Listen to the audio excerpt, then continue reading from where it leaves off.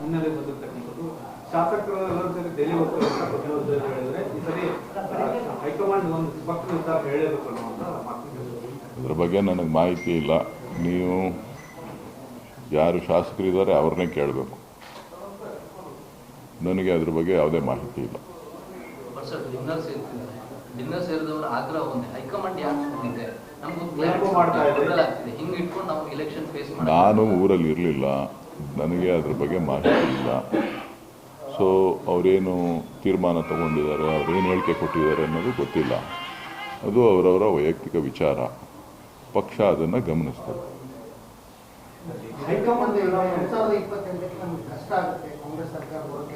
ಹೇಳಿದ್ನಲ್ಲಪ್ಪ, ನನಗೇನು ಗೊತ್ತಿಲ್ಲ. ಚುನಾವಣೆಗೆ ನಿಲ್ಲೋರಿಗೆ ಕಷ್ಟ ಆಗ್ಬೋದು, ನನಗೇನು ಕಷ್ಟ ಆಗಲ್ಲ.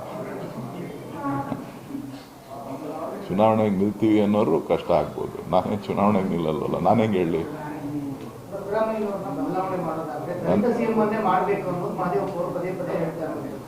ಎಲ್ರಿಗೂ ಆಸೆ ಇದೆ, ತಪ್ಪೇನಿಲ್ಲ.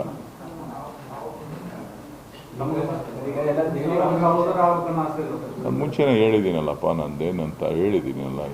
ಅದೇನು ದಿನ ಹೇಳಬೇಕಾ ನಾನು? ಪದೇ ಪದೇ ಏನು ಹೇಳೋವಂಥ ಅವಶ್ಯಕತೆ ಇಲ್ಲ. ನಾನು ಸ್ಪಷ್ಟಪಡಿಸಿದ್ದೀನಿ ಏನು ನಮ್ಮ ವಿಚಾರ ಏನು ಅಂತ ಹೇಳಿ. ಯಾರು ಆಕಾಂಕ್ಷಿಗಳಿರುವಂಥದ್ರಲ್ಲಿ ತಪ್ಪಿಲ್ಲ.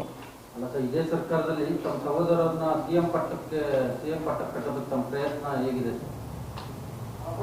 ನನಗೇನು ಗೊತ್ತಿಲ್ಲಪ್ಪ, ನೀವೇನು ತೋರಿಸ್ತೀರಿ ಅದನ್ನು ನೋಡ್ತಾ ಇದ್ದೀನಿ. ಆ ಥರದ್ದೇನೂ ಇಲ್ಲ. ನನಗೆ ಶಾಸಕರ ವಿಚಾರ ನನಗೆ ಗೊತ್ತಿಲ್ಲ. ನನಗೇನಾರ ಬೊಮ್ಮೂಲ್ ವಿಚಾರ ಇದ್ದರೆ ಕೇಳಿ, ಹೇಳ್ತೀನಿ.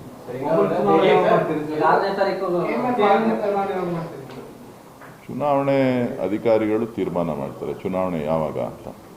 ಆವಾಗ ಚುನಾವಣೆಯಲ್ಲಿ ಯಾರು ಪಕ್ಷ ಯಾರನ್ನ ತೀರ್ಮಾನ ಮಾಡ್ತದೆ ಅವ್ರು ನಿಂತ್ಕೊಳ್ತಾರೆ. ನಾನು ಯಾವುದಕ್ಕೂ ಆಕಾಂಕ್ಷಿ ಅಲ್ಲ. ಇಲ್ಲಪ್ಪ, ಅದ್ರ ಬಗ್ಗೆ ನನಗೆ ಗೊತ್ತೂ ಇಲ್ಲ. ನಾನು ರಾಜಕೀಯ ಪಂಡಿತನೂ ಅಲ್ಲ. ಡಿ.ಕೆ. ಶಿವಕುಮಾರ್ ಅವರು ಎಮ್ಎಲ್ಎಗಳಿಗೆ ಒಂದು ರಿಕ್ವೆಸ್ಟ್ ಮಾಡಿದ್ದಾರೆ, ನನ್ನ ಪರವಾಗಿ ಯಾರು ಕೂಡ ದೆಹಲಿಗೆ ಹೋಗಿ ಏನೋ ಒತ್ತಾಯ ಮಾಡೋದು ಬೇಕಾಗಿಲ್ಲ, ನಿಮ್ಮ ಕೆಲಸ ಇದ್ರೆ ಹೋಗಿ. ನನಗೆ ಅದ್ರ ಬಗ್ಗೆ ಮಾಹಿತಿ ಇಲ್ಲ. ನನಗೆ ಅದ್ರ ಬಗ್ಗೆ ಮಾಹಿತಿ ಇಲ್ಲ. ಶಿವಕುಮಾರ್ ಅವ್ರನ್ನ ಭೇಟಿ ಮಾಡಿಲ್ಲ ನಾನು.